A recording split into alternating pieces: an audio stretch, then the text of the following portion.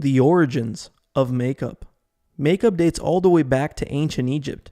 The ancient Egyptians believed that makeup was next to godliness, and that it appealed to the gods.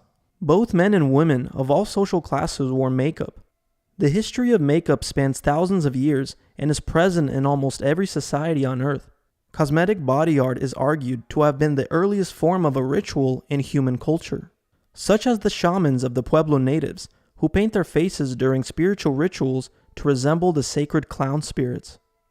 Or the shamanistic ritual of Butakola, a religious ritual prevalent among the Hindus. This ritual is performed for their gods. During the ritual, their face is painted to help invoke their deities. The shamans are believed to be possessed by a spirit as a result of this sacred ritual, and acts as a medium of communication between the gods and the worshippers.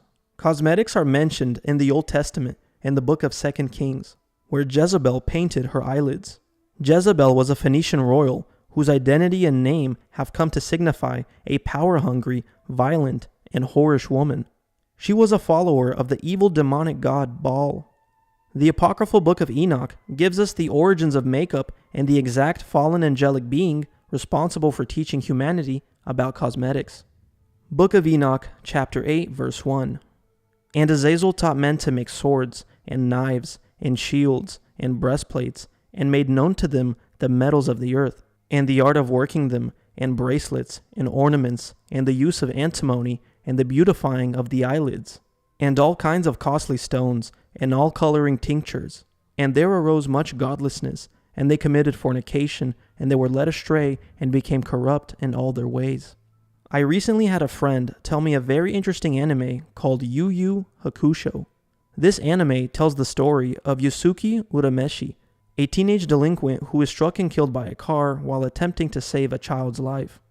After a number of tests presented to him by Koenma, the son of the ruler of the afterlife, Underworld, Yusuke is revived and appointed the title of Underworld Detective, with which he must investigate various cases involving demons and apparitions in the human world.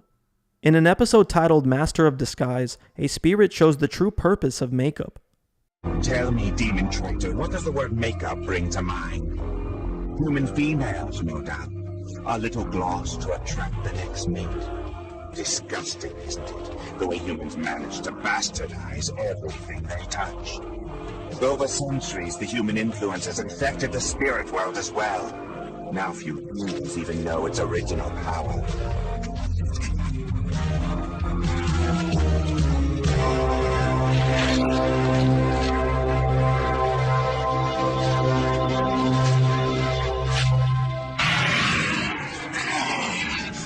What's very interesting is that actual witches embrace the use of cosmetics and even claim that makeup is a tool of sorcery.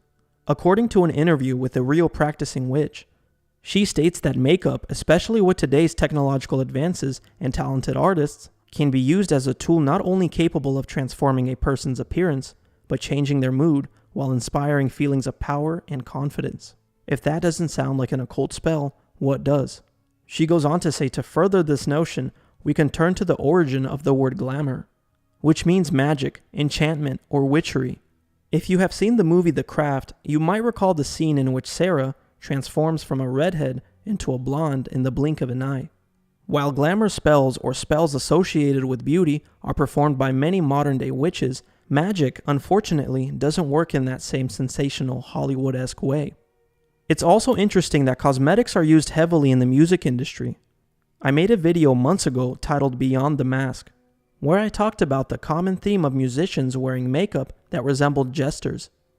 In fact, this style of makeup is very similar to the tribal shamans of the Pueblo natives, who would put on sacred clown makeup to invoke the trickster spirits.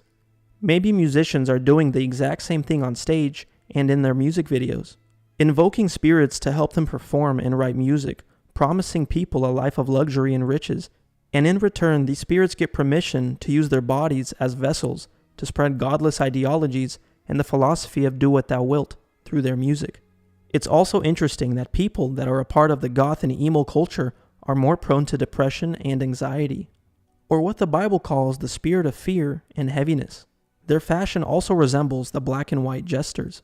which also reminds me of Beetlejuice from the Tim Burton film Beetlejuice, made in the 1980s. So it's incredibly fascinating that makeup has its roots in the spiritual world. I hope you guys found this video very fruitful. Thank you for watching. If you guys would like to support this channel, I do have a Patreon. The link to it is in my bio. Thank you so much to all the Patreon supporters. Please like, share, and comment your honest thoughts about the origins of makeup. Till next time.